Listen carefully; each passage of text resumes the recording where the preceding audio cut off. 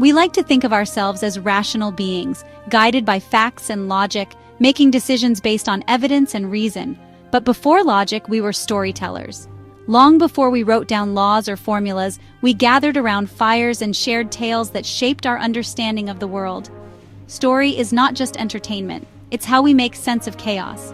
Stories help us organize the randomness of life into something meaningful, something we can hold on to. Our brains are wired to remember stories, not lists of facts. A good story sticks with us, echoing in our minds long after the details of a lecture or a news report have faded. Stories give context, meaning, and a blueprint for survival. They teach us lessons, warn us of dangers, and show us what's possible. Through narrative, we practice facing danger, navigating relationships, and imagining different futures, all without leaving the safety of our own minds. And by stepping into someone else's shoes, we learn empathy and understanding, all from a safe distance. Every day, your mind turns random events into a story with you as the protagonist. You narrate your own life, connecting the dots, searching for purpose. This isn't a choice, it's automatic, our brain's operating system. We are constantly weaving narratives even when we're not aware of it. We crave stories because they help us understand ourselves and others. They give us a mirror and a window, reflecting our own experiences and revealing new perspectives. Story is not an escape, it's a tool for decoding reality. It helps us process what's happening around us and what's happening inside us. It's how we share wisdom, connect, and pass down knowledge from one generation to the next. And through these shared stories, we figure out what it means to be human, together. When we're drawn to a story, it's because it feels vital to our survival. Our emotions respond as if the events are happening to us. We seek out narratives that help us navigate our own lives, offering guidance, comfort, and sometimes even hope. The stories we love most are the ones that reveal the struggles and triumphs we recognize in ourselves. They remind us we're not alone. Story is the oldest, most effective technology for transmitting human experience. It's how we've survived, adapted, and thrived as a species. It's how we learn to be brave, to take risks, and to imagine new possibilities. It's how we learn to love, to persevere, and to celebrate the victories, big and small. Our need for narrative is not a flaw, it's a feature. It's what makes us uniquely human, and it's what binds us together. We are, at our core, the story animal. Across every culture and every age, we are united by our love of narrative. From ancient myths to modern movies, story is our guide. It helps us dream, remember, and imagine what comes next. It's the thread that ties us to each other and to our past, weaving a tapestry of shared memory and meaning. In a world that often makes no sense, story is how we find meaning and how we remember who we are. Each of us lives by an inner story, a lens built from beliefs, experiences, and assumptions. This story is always running in the background, quietly shaping our sense of self and the world around us, even when we're not aware of it. This narrative shapes who we are, what we think is possible, and how we react to the world. It influences our choices, our relationships, and the way we interpret every situation we encounter. Most of the time, we don't even notice it's there. It's like the air we breathe, so familiar we forget it exists, yet it colors every moment of our lives. Our inner story is formed early, shaped by family, culture, and our own triumphs and failures. The lessons we absorb as children, the messages we receive from those around us, all become threads in the fabric of our personal narrative. It can empower us, giving us confidence and hope, but it can also hold us back, filling us with doubt or fear. If you believe you're unworthy, you'll see every setback as proof. Every challenge becomes another reason to doubt yourself, reinforcing the story you already tell. These stories become self-fulfilling prophecies, filtering every event to fit what we already believe. We interpret the world through this lens, often missing opportunities for growth or connection. Often, our inner stories are based on misunderstandings or outdated survival strategies. What once protected us can become a barrier, keeping us from seeing new possibilities. The real power of story, on the page or in life, is in challenging these beliefs. When we question our old narratives, we open the door to change and growth. A compelling story is about a character forced to confront and rewrite their inner narrative. It's about facing the truth, even when it's uncomfortable, and daring to imagine a different ending. The plot isn't just what happens, it's the journey of changing a flawed worldview. It's the process of letting go of old beliefs and embracing new ones that better serve us. That's the transformation we crave as readers and as people. The hope that we too can change our story and in doing so change our world. Every great story starts with a character who believes a lie, a deep misbelief about how life works. This lie drives their actions and creates internal conflict. The story begins when this misbelief is challenged by events they can't ignore. For example, a character who thinks vulnerability is weakness will avoid connection, until the plot forces them to risk opening up. Every scene should push the character to confront their lie. The audience sees the truth before the character does, creating anticipation and emotional investment. The plot is a crucible, designed to burn away the misbelief.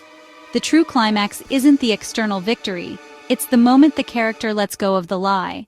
The external win only matters because it reflects internal change. The character becomes someone new, and that's what satisfies us.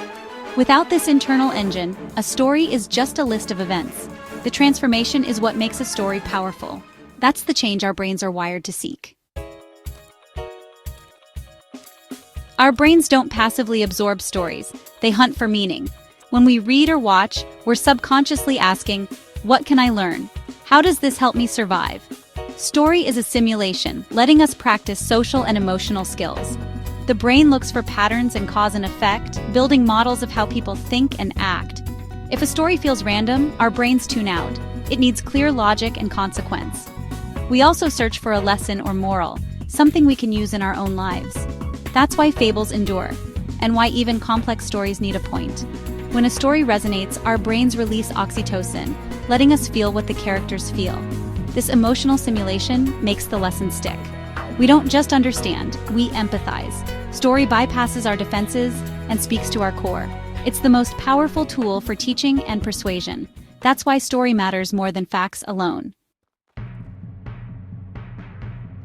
Conflict is the lifeblood of story, but not just any conflict. It's not enough for a character to simply face obstacles. The conflict must be meaningful, rooted in the very heart of who they are.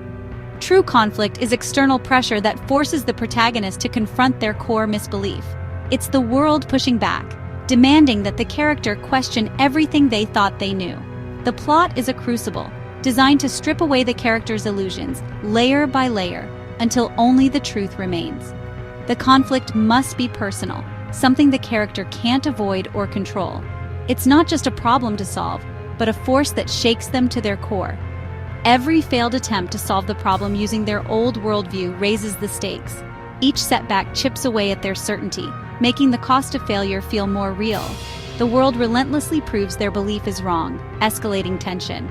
Friends, foes, and fate all seem to conspire against their old ways of thinking. The audience feels the pressure mounting, waiting for the character to break or change. We're drawn in, sensing that something has to give. The climax is the moment the character must choose: cling to the lie and lose everything, or let go and transform. This is the turning point, the heart of the story's emotional journey. The external crisis pushes the internal conflict to a breaking point, forcing a decision that can't be undone. The character can't stay the same. They must change or be broken. There's no going back to who they were before. Conflict isn't just an obstacle. It's the agent of transformation. It's the fire that forges a new self from the ashes of the old. Every scene should move the character closer to this inevitable choice, each moment building toward the final reckoning. That's what keeps us invested. We're not just watching events unfold, we're witnessing a transformation. The story is about the change, not just the challenge. It's the journey from who they were to who they must become that truly captivates us. We were taught that story is plot, but what our brains truly crave is emotion, the heartbeat of every narrative. The real story is the character's emotional journey, not just what happens on the surface. We connect through feeling, not simply through events or actions. The plot matters only because it triggers emotional reactions in the protagonist, shaping their experience. As storytellers, our job is to track the character's internal journey, mapping their emotional landscape. Every event should challenge or reinforce their core misbelief, shifting their emotions and beliefs. If a plot point doesn't force the character to feel or change, it simply doesn't belong. The story is about the moment a character finally accepts love, finds courage, or lets go of fear. The external plot is just the stage. The real drama is always within. Change on the inside is what makes a story unforgettable, resonating long after the final scene. To build a resonant story, start with your protagonist's lie, the core misbelief that shapes their life. Design the plot to challenge and dismantle this lie at every turn. Focus on what the character wants, their external goal, versus what they need, the truth that will set them free. The tension comes from the conflict between want and need. Right from inside the character's head, let us see the world through their flawed lens.